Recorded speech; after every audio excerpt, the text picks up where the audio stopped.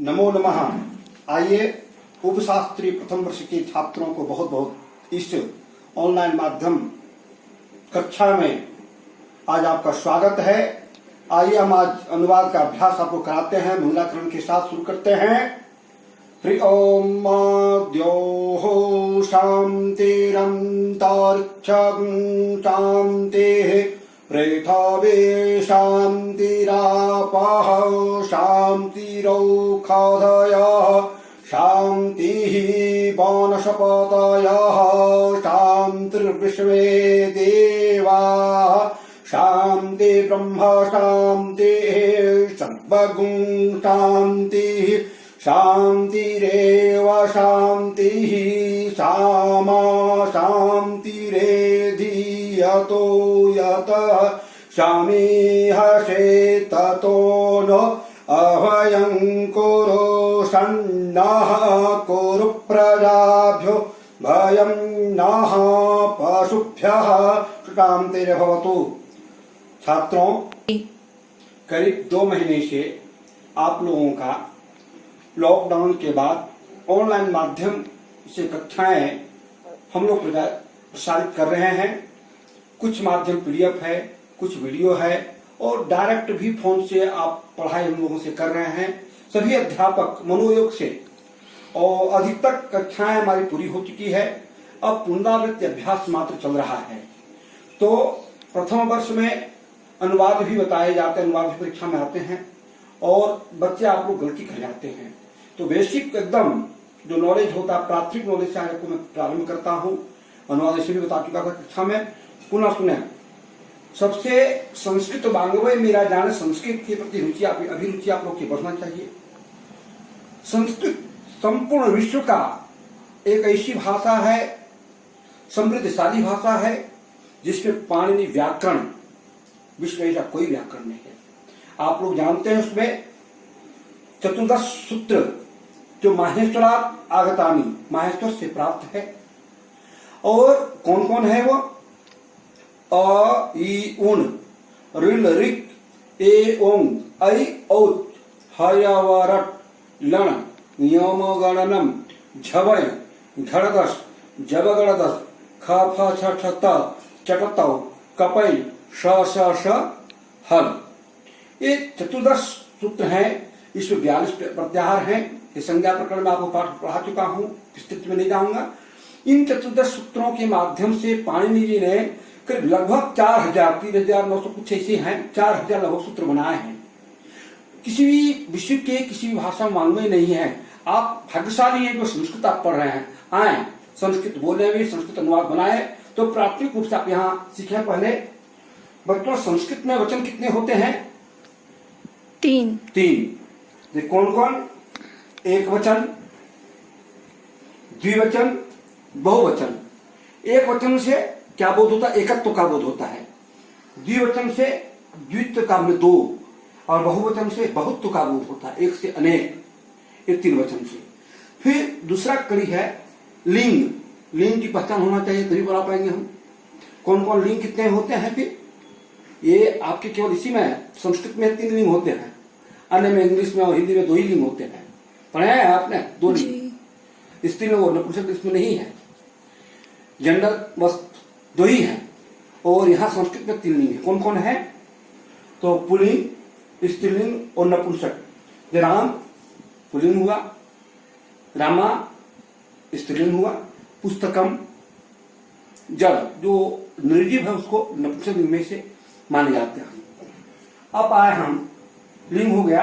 अब कारक के विषय में समझें। कारक कितने होते हैं? कारकाणि षट है ना। कर्ता, कर्मम, करणंच, संप्रदानम तथैव च आपादम, अधिकरणम च कारकाणि षट, ये कहे गए हैं। तो कर्ता ने, कर्ता का चिन्ह क्या है? पहला ने। दूसरा क्या है? कर्म को। तीसरा क्या है? कर्ण से के द्वारा। चौथा में है संप्रदान के लिए, चतुर्थी। पंचमी में आपादान से। यहाँ कुछ प्रश्न थे आपके? जी सर, हम देखते हैं कि तृतीया में जो करण कारक है और जो अपादान कारक है पंचमी में, इन दोनों में से चिन्ह का ही प्रयोग होता है। तो हम कैसे समझ सकते हैं कि हमें कब कब कहाँ पर किस कारक का प्रयोग करना है? करण है ना, करण में से यह साधनिक के रूप में प्रयोग से है, और आपादान जो से है वो संबंध विच्छेद के लिए आता है। उदाहरण जैसे राम ने बाण से रावण को मारा, तो राम ने बाण से साधन के रूप में प्रयोग हुआ माने कर्ण में। और यहाँ पर क्या है कर्ता में, आपादान में वृक्ष से आप पत्ते गिरते हैं, विश्लेषीकरण जहां से संबंध विच्छेद हो उसको वहां पर संबंध आपादान में उसी का चिन्ह होता है। समझ गई जी? कोई आपकी संदेह नहीं। अब आए आप संबंध में। संबंध का चिन्ह क्या है? का के की षष्ठी। फिर क्या है? अधिकरण। अधिकरण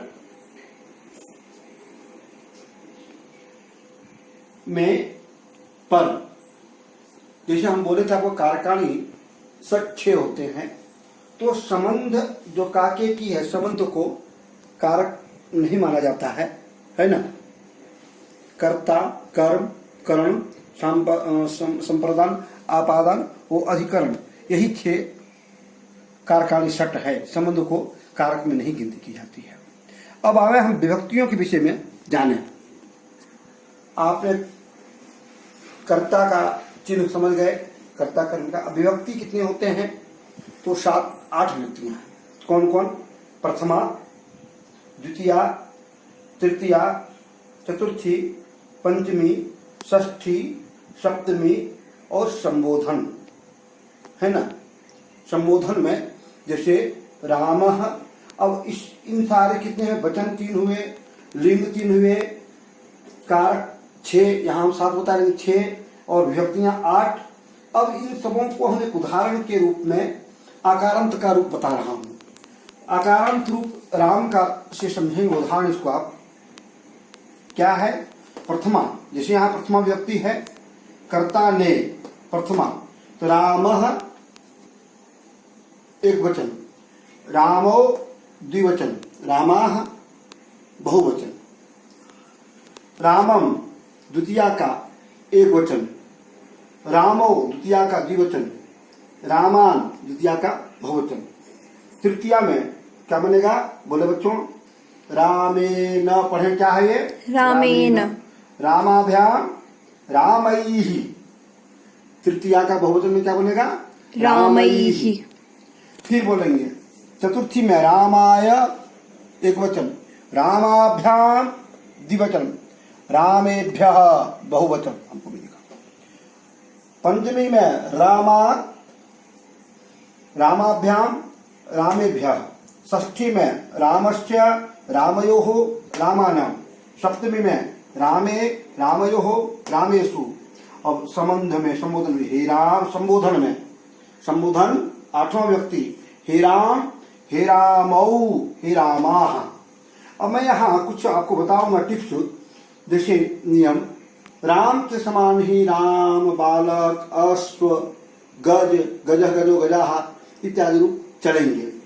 तो यहाँ एक चीज बताएंगे आपको, जैसे द्विवचन में रामो द्विवचन में प्रथमा, द्वितीया और संबोधन में ये तीनों एक जैसे रूप बनते हैं। रामो और रामो। प्रथमा, द्वितीया, संबोधन का द्विवचन में एक ही रूप होता है। फिर आवे द्विवचन में तृतीया, चतुर्थी और पंचमी में रामाभ्याम किसी में एक रूप आप तैयार कर लेंगे, ये सारे को जान जाएंगे। और फिर षष्ठी और सप्तमी में भी कैसे एक ही रूप चलते हैं, रामयो।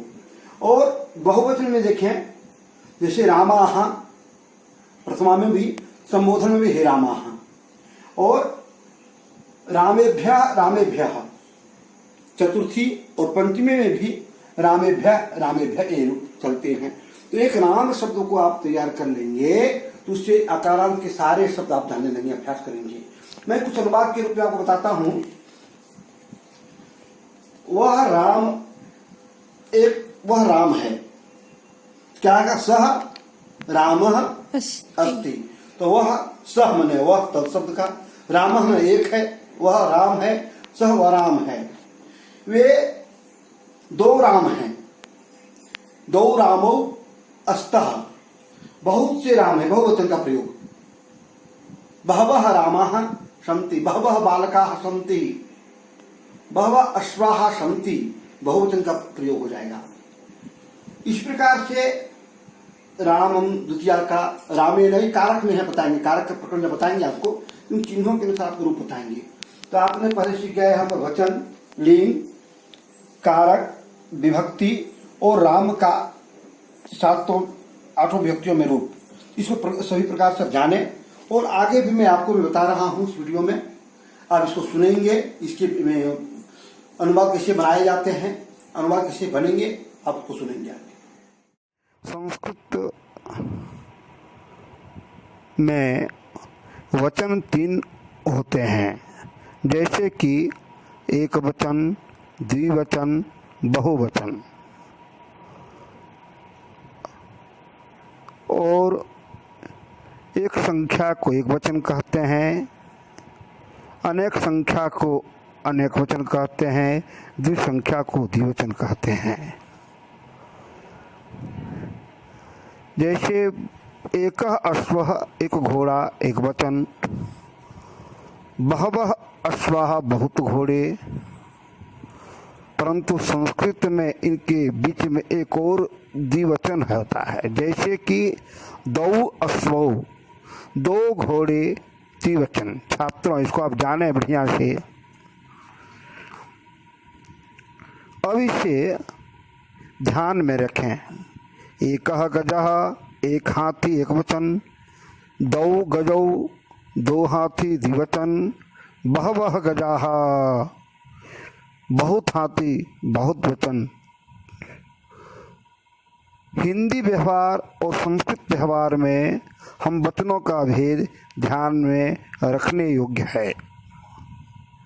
इसको समझें, पुनः एक बार सुने। हिंदी व्यवहार और संस्कृत व्यवहार में वचनों की संख्या समान है। मित्रों, छात्रों, इस तक आप एक वचन के रूप बनाने की योग्यता प्राप्त कर चुके हैं और वैसे ही रूप बनाकर आप कई वाक्य भी बनाने लगेंगे हैं। इसलिए अब तीनों वचनों के रूप बताने की रीति बताने का विचार किया है।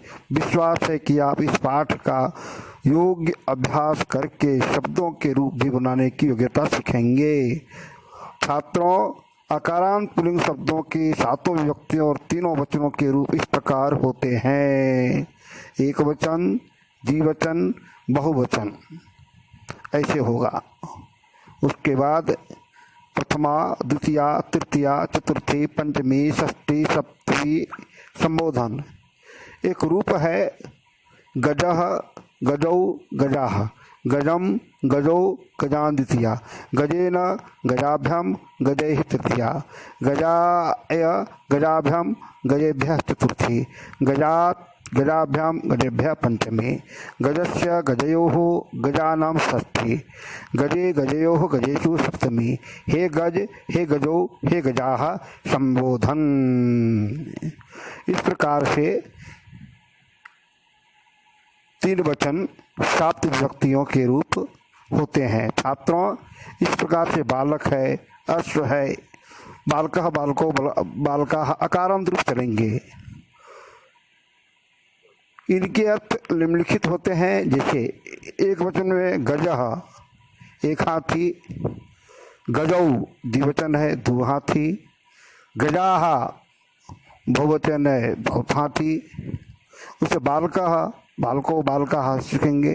संबोधन में भी रूप होते हैं गजः एक हाथी, गजौ दो हाथी, हे दो हाथी, हे लगेगा वहाँ पर, हे गजा, हे बहुत हाथियों। उसी प्रकार हे राम, हे रामो, हे रामा, हे बालका, हे बालको, हे बालका, या कारण के रूप चलते रहेंगे, आप उसको जानेंगे। और द्वितीय वचन को लिखें। द्वितीया एक करते गजम एक वचन, एक हाथी को, गजौ दो हाथियों को, गजान बहुत हाथियों को द्विवचन का रूप होता है।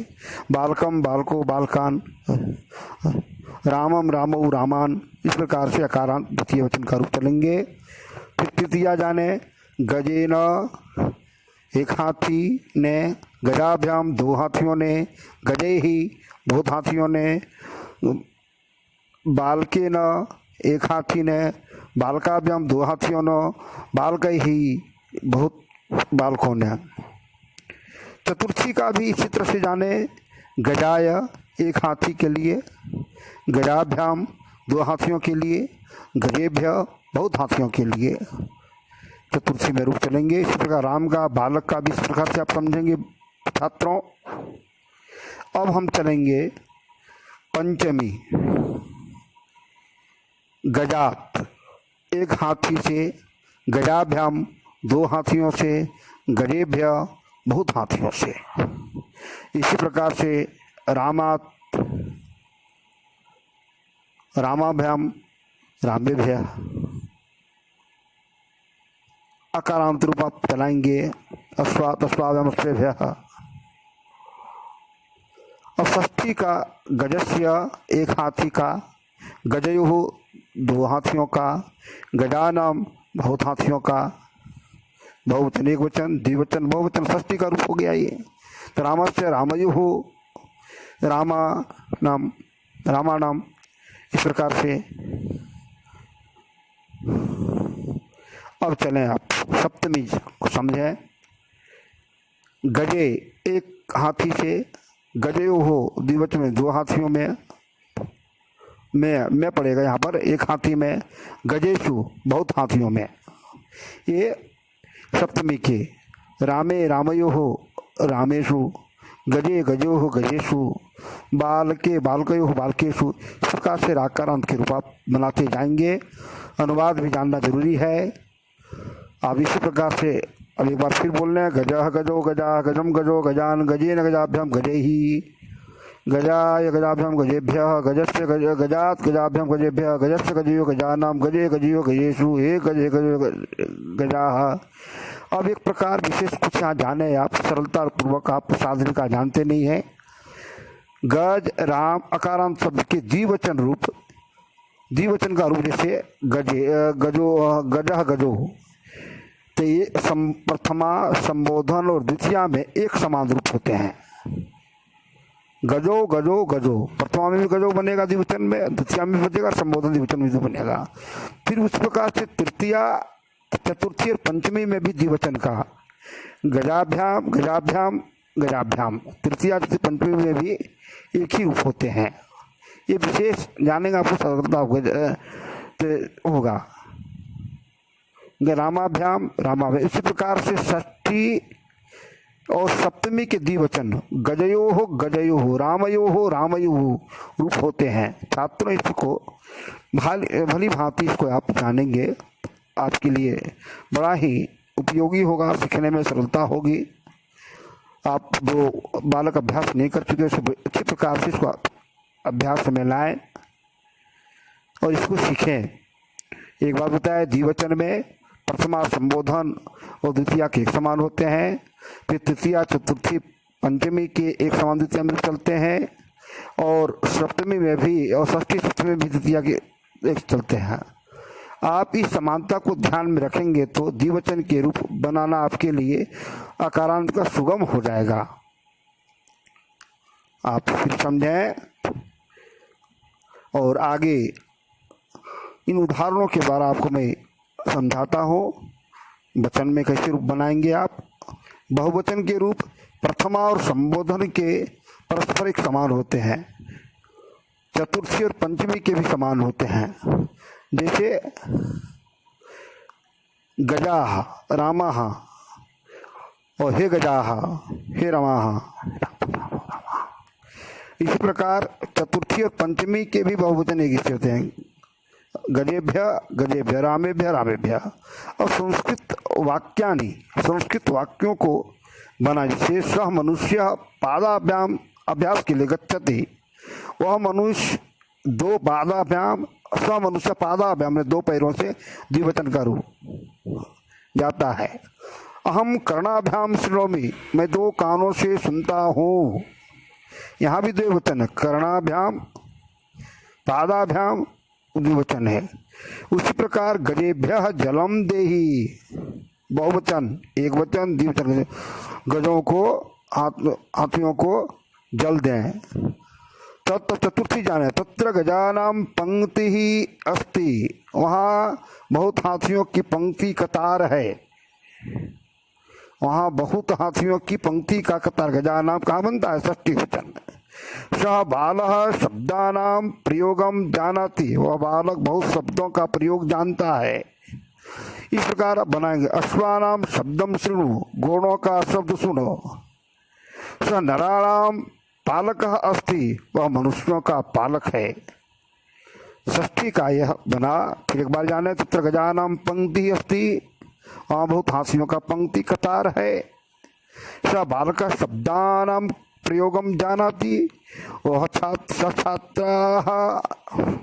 इस प्रकार से आप बनाए। धन्यवाद छात्रों। एक वचन, द्विवचन, बहुवचन, गज, बालक के रूप आप पहले अभ्यास करें। पुनः आगे कल आपको मैं आगे के क्रम में बताऊंगा कारक शक्ति की।